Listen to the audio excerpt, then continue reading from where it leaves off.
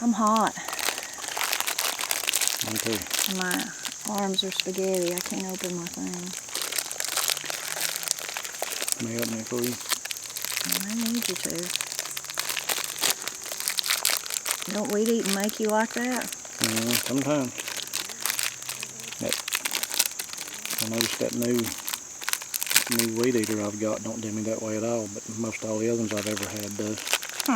The new one don't do me that way at all. I think it's more ergonomically designed or something. Yeah.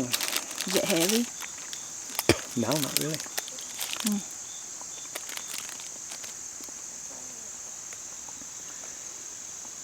I hate weed eating. I hate mowing. You hate summer and I in hate one hot way. weather. Yeah. What's your favorite thing though about hot weather? The garden?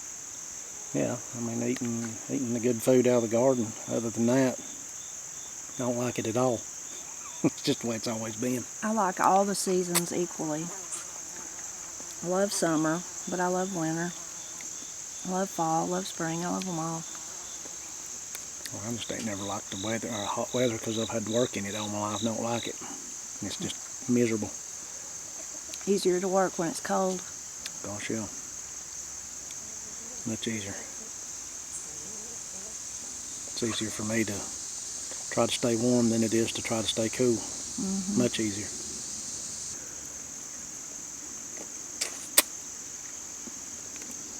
So we're having our popsicle break earlier than usual.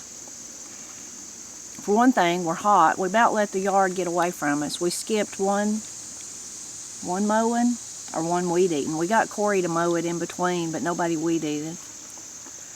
And then we've had some rain. I mean, it was really bad, wasn't it? Yeah. It was really bad. You shouldn't skip like we did.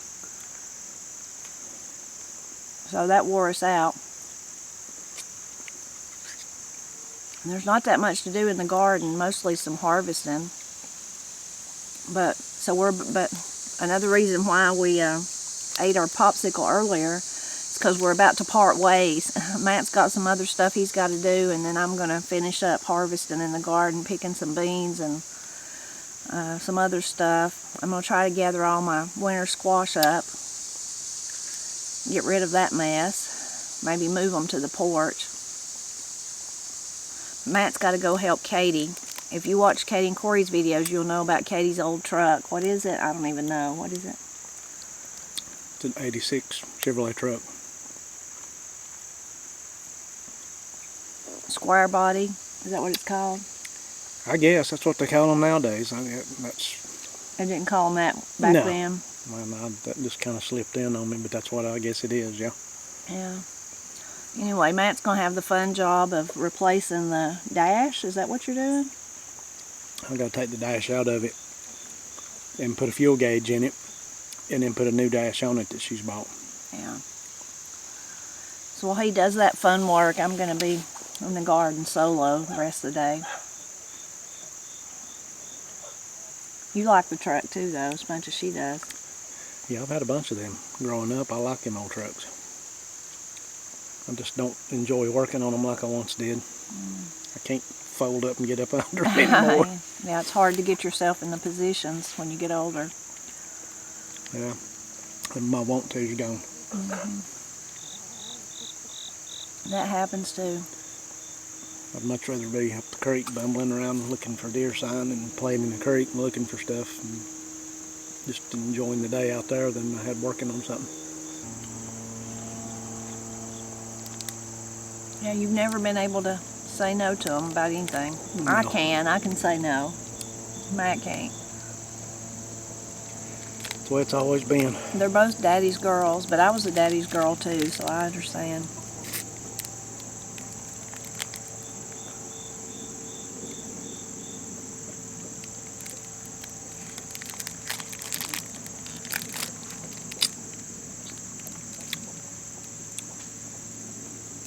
One of the reasons Matt loves the old trucks, and Katie too, part of it's the nostalgia, you know. Like Matt said, he had one. What did you have when we dated and was married even? I had an 83 custom deluxe Chevrolet truck, 4-wheel drive. It was nice. It wasn't really nice, but it was to us. Yeah, it wasn't nice, but Yeah. it was a good truck. And Yeah. It's a truck we courted in, so. And then Matt and Daddy ended up working out of it for a while, for a long time, I guess. But one of the reasons Matt loves those old trucks, like I said, nostalgia, but also because he can work on them. You can work on those. Right. They don't have the computers and sensors and things. It's much easier to get to. It's much simpler, and that's the way I like it. I don't like all these new ones, even though we've got one. I don't. I'd way rather have the old ones.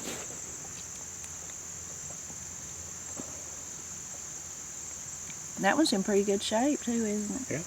Yeah. I mean, for its age, it's in real good shape. Uh, I mean, if you wanted to totally restore it and make it really nice, it wouldn't take a whole lot, you know. But I've never been into that either. I want something that's usable. Yeah, useful. Throw firewood in the back of it, Right. you know, just haul mulch, whatever. Something that's good sound and mechanically Yeah. is what I'm interested in, you know. Now, Matt and I are probably feeling kind of nostalgic today, thinking about that old brown truck that we courted in and drove all over the place, because today is our anniversary. Yep. 28 years. I thought it was 46. It feels like 46. In one way, it feels like 46, truthfully, or 80 or something. And in another way, it feels like 5 or 4 or 3. It just, time goes by so fast. Yeah. In the blink of an eye. Yeah. Seems like just yesterday we were riding around in that old brown truck. Yeah. It goes by very quickly. I remember the first time I drove it out here, you let me drive it home. I don't even know if you'd met Matt, our Mom and Daddy, Pap and Granny yet.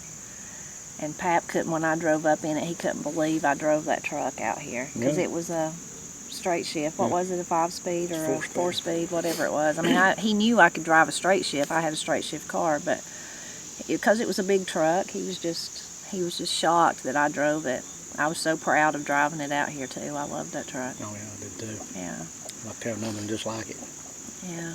But they're hard to come by, and if you do find one, the price is insane. Yeah. Nowadays. Yeah. I mean, they're $20,000, $30,000, $40,000. Yeah, And, that's crazy. You know, brand new they were 10. Yeah. You know, Yeah. or 12, whatever they were. Yeah. So Matt lived in Haywood County. It's where he grew up, so that's about 2 hours away. So when I say drove it out here, that's why I drove. I was living in Haywood County, working out there is when I met Matt.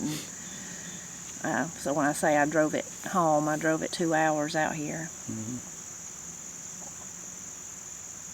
That's probably why Katie likes those, which Corey likes them too. They like those because their daddy talks about them and seeing pictures and hearing stories and all that.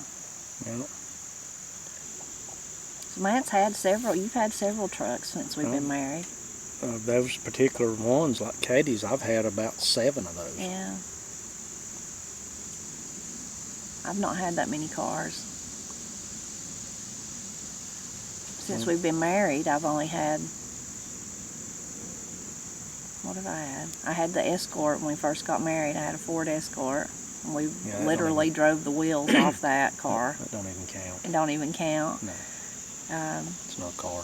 And then I had a Honda for a very short time. Yeah. And Matt traded it, and I was so mad at him for trading it. Of course, I was with him. It wasn't like he went behind my back, but I was against trading it for the 4Runner that Katie drives. If you've watched her videos, you've seen the 4Runner. And it turned out Matt was so right. That was just such a better vehicle and a better, especially for hauling kids and stuff and coming up and down our driveway. It was a great decision. Matt was totally right in it. I was just petty because I loved my little Honda car. And then the car I've got now. No, I'm forgetting the Nissan. I guess I have had more than I thought. So when Corey and Katie went to college, we couldn't afford, they didn't have a car. We didn't buy them a car. Like when they got 16 or whatever, we couldn't afford it. And they just drove ours if they when they needed a car. But when they went to college, they were going to commute, so they had to have a car. So then it kind of made sense to let them have mine that they grew up in, riding in the back of, and that I would get a new one. Well, I didn't get a new one. I got a used one, which was a total lemon. Yeah. Oh my gosh, it was the worst car ever. It left us stranded, I don't know how many times. One time we were coming back from seeing Uncle Henry in the hospital, and how many times did it die in the Ocoee River Gorge? And if you've ever drove the Ocoee River Gorge, you know there's nowhere to get off hardly at all in lots of places, and then your car dies and you're just in traffic. Yeah, it was horrible. It was horrible. It was horrible. I hated that car. And then we finally, like the last time was like it finally just pushed us over the edge that we had to. And when we had it, one time we were going to actually go on a family vacation, which we rarely ever do. And well, we didn't take it. Remember, we actually took the 4Runner all the way to the beach. Yeah. Yeah. Anyway, when we got rid of it, and then I got the car I've got now, and I plan to have it the rest of my life. So that's it. That's it for me. Yeah. And you'll have to have another one between now and then, hopefully. I don't think so. If I take care of it. Well, you're not doing too good a job so far. Why? Look at it. Well, it's just dirty, but as far as the motor and stuff, I've took care of it. The best kind of car is, or truck for that matter. Of course, you want it to be dependable. But other than that, is one that's paid for. That's right. And that's just it. That's the glory. That's why I want to hold on to mine the rest of my life, because it's paid for. Yeah, mine's paid for too. I know. And even though I'm not all that fond of it, I'm going to keep driving it because it's paid for. Right. Don't want no car payments. No. Don't want no payments of any kind. Yeah. I really love that little Escort, though. You making fun of it. We run a lot of, put a lot of miles on it. Yeah. Corey and Katie brought them home from the hospital in it. Yeah. Yeah. Which we did not know how to bring babies home from the hospital. And I had them 2 hours away in Gainesville, Georgia. So we had to come across the mountain, 2 hours.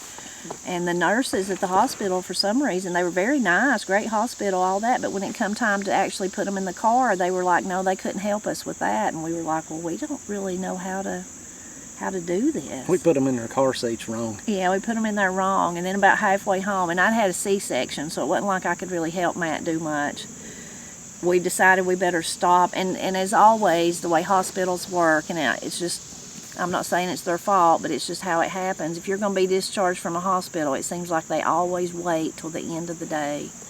Well, they did, and so by the time we got situated and started, Matt's getting an important phone call. Spam call. Yeah. By the time we got started home, and it was dark, and then there was a wreck. Remember that? Mm-hmm. Somebody, unfortunately, sad for them. I mean, I hate that. We couldn't see it, but it was like a line of traffic that we sat in for an hour, probably. Mm-hmm. So then that just made it worse. Me with a C-section, us with 2 new babies, and then by that time it was dark. We were just like, oh my gosh, will we ever get home? And I wasn't feeling great, and we're just still so nervous having a new baby, but then having 2. But we stopped at some point to check on them. Well, we stopped and we turned the interior light on and turned around and looked, and they were both hanging upside down. They were kind of like hanging in their chairs. And we slid off the side of the road and jumped out and to try to figure out. Yeah. I mean, it scared me to death. And we didn't know what we were doing. No, we didn't. And then we did make it home. And then, like the next time before we had to take them anywhere, my sister-in-law Kim, she come and give us a lesson on how to put them in the car. Yeah. Yeah, we didn't. Oh gosh.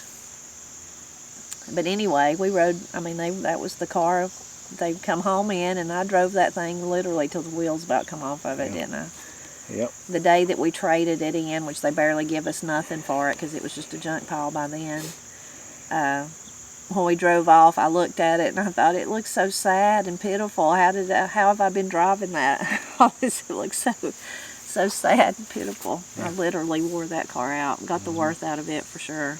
Mm-hmm. Think we can make it 28 more? We can live, we can. Golly, we'll be old. Yeah. Be whatever, 80-something. Think we'll still be eating popsicles? Oh, yeah. Talking to people on YouTube? Yeah, probably.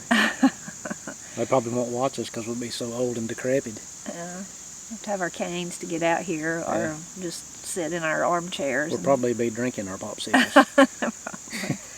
No. That'll be all right too. Yeah. I don't think we'll be mowing and weed eating the yard. No, but weed eating it today and mowing, since we'd about let it get away from us, really makes me want to make sure our plans that we talked about last week happen. That we redo, get rid of the grass and get rid of the weed eating. I'm still really excited about that. I've been dreaming about it all week. I guess you have been too, right? I've been thinking about going deer hunting. You figure out the plan and just show the mule where to work, and that's what I do. Yeah. Well, I've been dreaming about it and thinking about it. You're the foreman here on this place, so when you figure it out, let me know and I'll go to work. Yeah. Wouldn't it be nice, though, to not have nothing to, like today? It was so hard this morning because it was our own fault for letting it kind of get away from us, but... It wouldn't be bad at all if it wasn't for those banks. That's the worst part of it. Well, maybe we should start with the banks. That way, if we don't get everything before next year, we can start with the banks.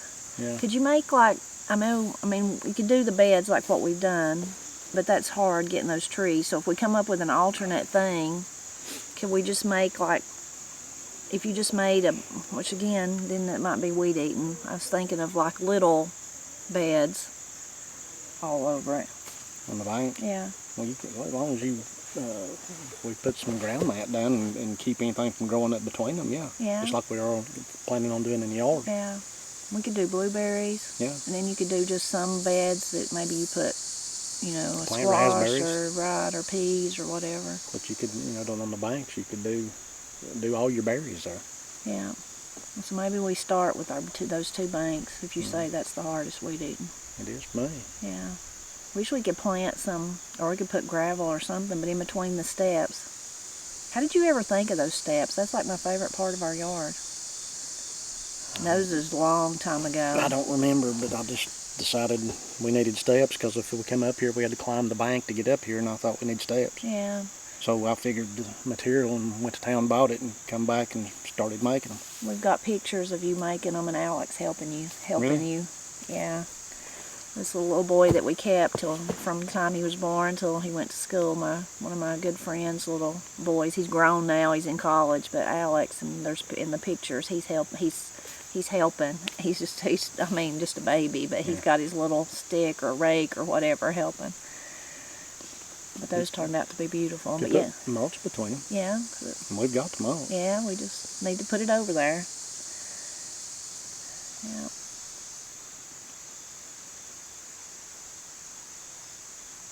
It's kind of nice though to look backwards and then to also look forward. I mean, because we've been feeling nostalgic today, but then it's exciting to think about what we want to do with the garden for next year. And I'm always excited about more plants, whether it's blueberries or squash or peas or green beans or whatever it is.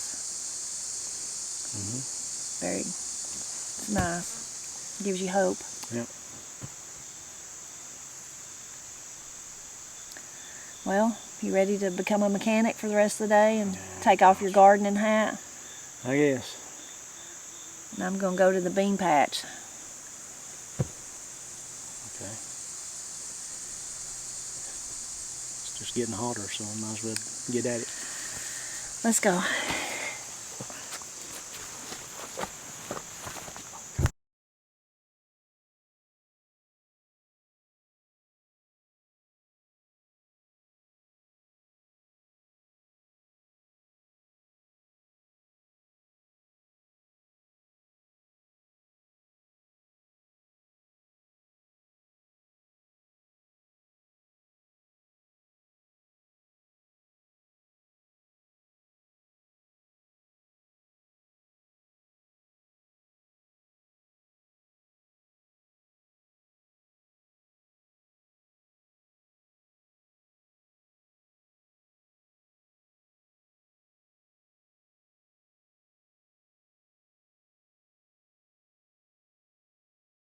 So I've been taking a break over here in the shade, but now I'm ready to tackle the winter squash. So I've got my wagon over there, And I'm just going to harvest the ones that are, it's mostly butternut and the cushaws, green and white striped cushaws. I've got the pumpkins that are doing really good now, even though it took all summer. So I'm going to leave those alone, of course. I'm not going to disturb them. And anything else like that I see, I'll leave alone.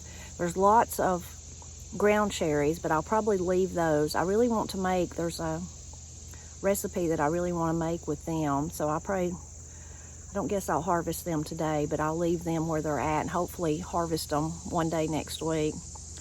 But now I'm anxious to see how many winter squash we have and how, thinking about they're the easiest food of all to put up because all you have to do is store them until you use them.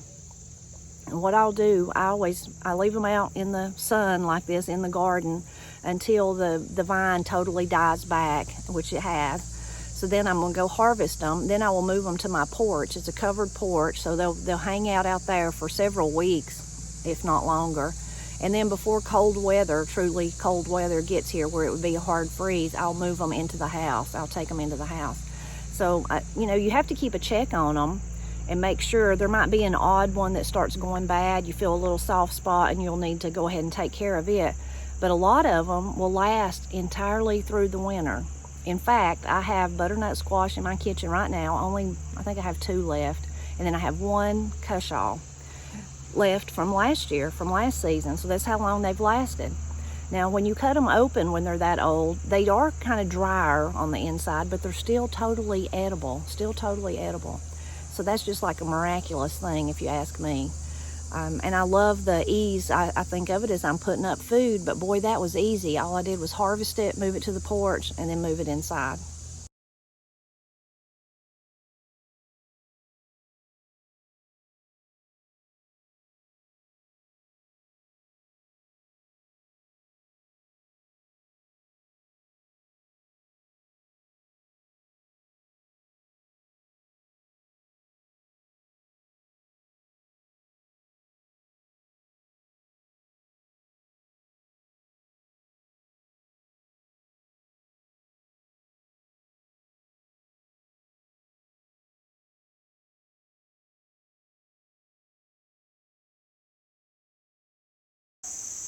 Our fall tomatoes are really doing great. You can see how big they are.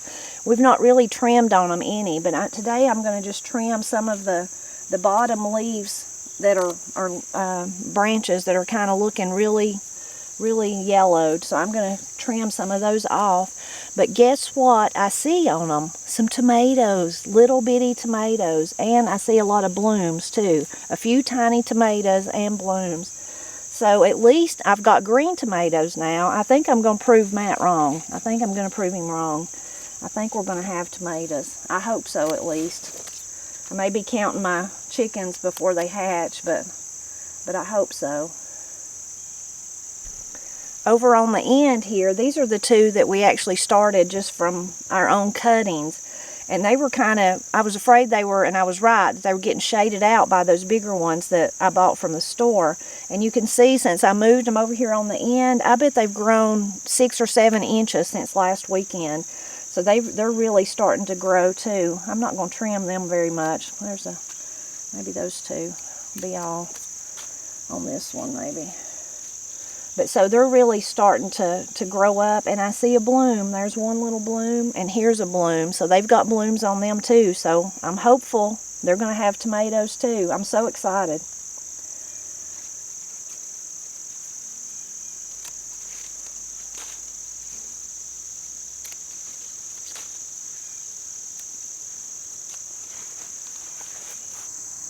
Since last weekend, my watermelon plants have really died back. They're all brown, and I don't think there's any life left in them. So I'm going to harvest all of the little sugar babies, and then I'm going to pull out the vines.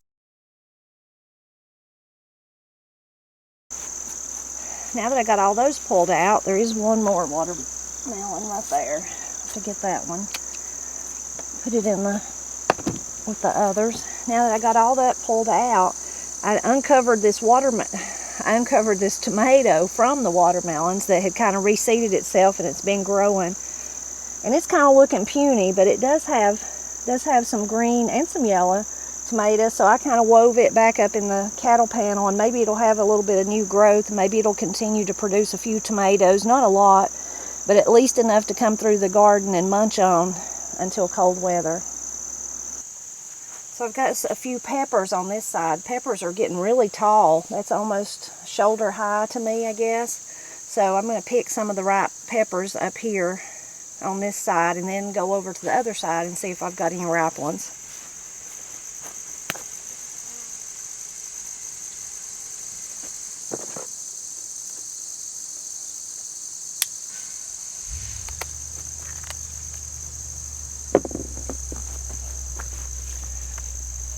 These are some cayennes. Matt's really been enjoying them, and I've been trying to dry some. He's just been eating them.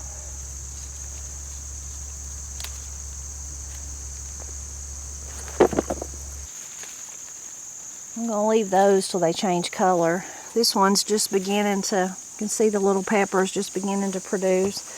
This is some borage that's kind of died out and went to seed. There's something that can be pulled up. This pepper plant's really pretty. Look at the variegated leaves. It's a candy cane, and a wonderful subscriber sent it to me. See the little pepper? Adorable. Some little peppers on this one, but I'm going to leave them a bit longer. Oh, this one's hanging full of peppers. These are really, really tasty, and they're the habanada, but they're not hot. Oops.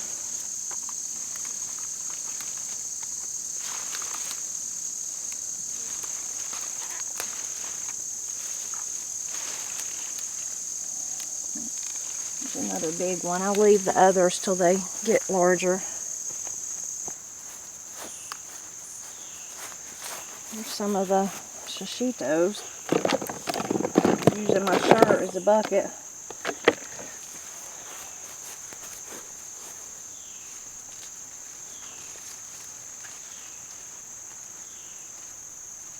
Some green peppers, but I'm going to leave them to see if they'll turn for me. Just a couple of Cherokee purples to add. And there's me another squash bug, which I squashed.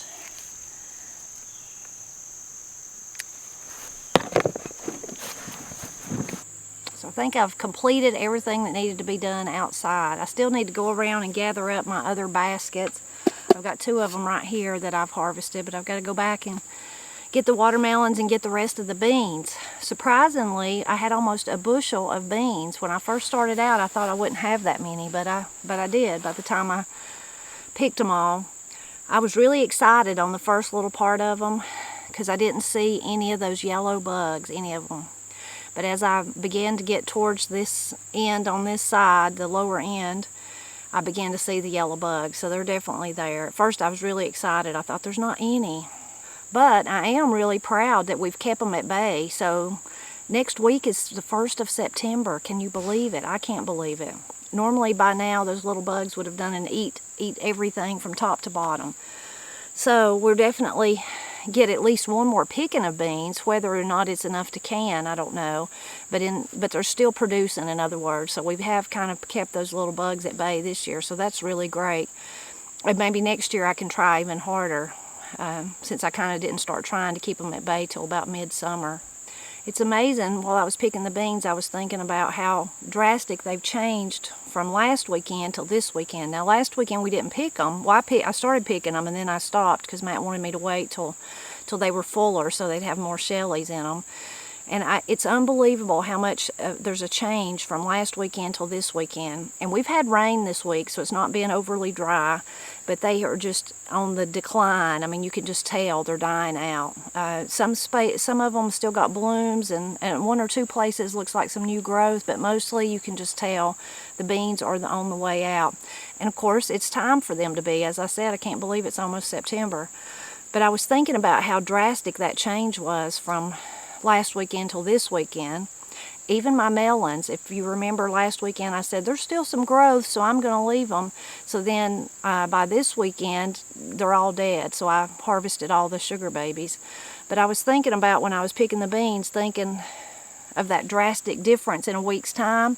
And it's the end of the season, but it reminded me of the beginning of the season. If you're a gardener, you'll know what I mean. It seems like the 1st of May, when you've planted all the seedlings and they're about this big, or maybe you've put your tomatoes out into the garden and they're looking pretty good, and all of a sudden like a week goes by and you're like, oh my goodness, there's a bloom on what was this big is now a big squash and it's got a bloom on it. It just goes so fast in the beginning when things are really growing. So I've never noticed it before, but I think in the same way it goes so fast at the end of the growing season too. The older I get, the more that I notice things like that.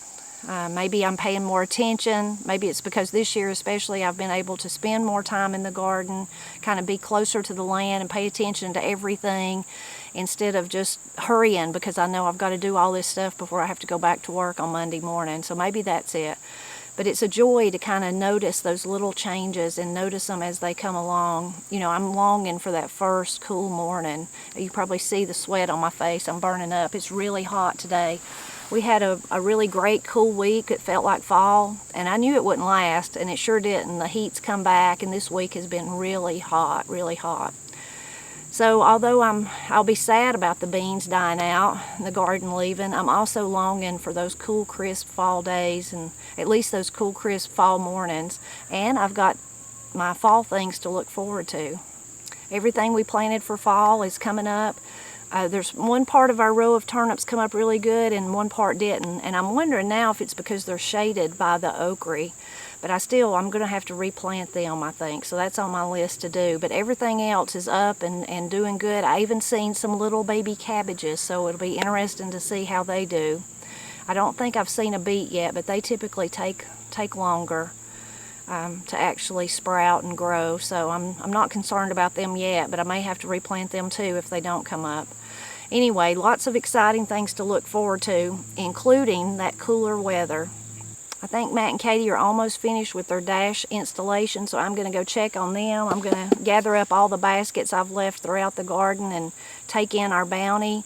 And as always, I hope that you'll just continue to drop back by often and help me celebrate Appalachia, which is a whole lot of making a garden, harvesting, helping your family, like Matt's doing with Katie today.